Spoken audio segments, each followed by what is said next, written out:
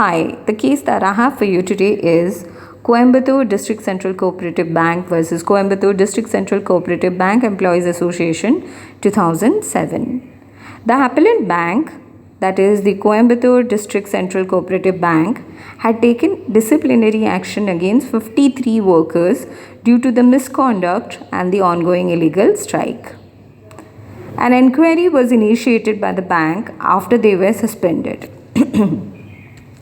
The suspended workers remained absent and did not participate in the disciplinary proceedings even after receiving notices. The disciplinary action was taken against the 53 workmen by the management even when the said workmen were not present when the decision was taken against them. The penalty were putting a stop to the increment for 1 to 4 years, and during the suspension period, salary was not to be paid to those suspended workmen. The decision made by the management was challenged in the labor court. But according to the bank or the bank's management, this was the most liberal punishment that they could give. However, the decision was challenged in the labor court. The charges against them were upheld by the labor court. Then the workmen appealed to the High Court's single judge bench and subsequently the division judge bench of the High Court. The High Court's single judge bench said that the workmen were not entitled to wages for the period that they had not worked, but pointed that the workers and their families would be adversely impacted by the stopping of 1 to 4 annual increments, which was considered harsh and vindictive as it has long lasting effect. Thus, the single judge bench decreases the penalty by excluding the stoppage of the increment.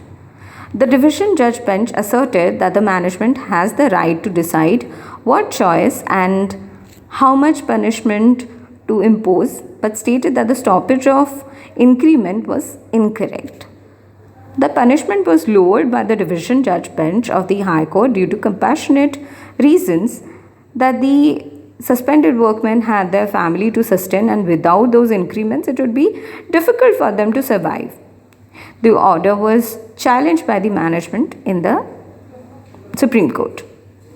Now, issue: is the punishment given to the workers proportional to the misconduct they committed?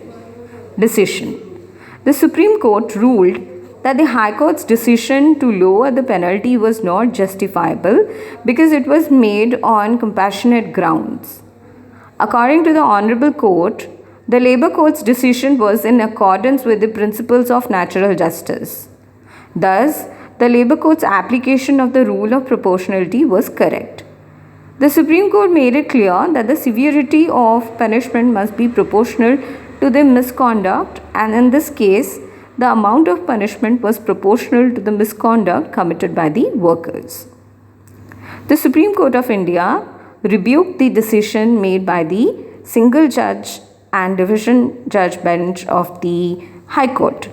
The Supreme Court of India upheld the decision of the Labour Court and the charges against the workmen. Thank you.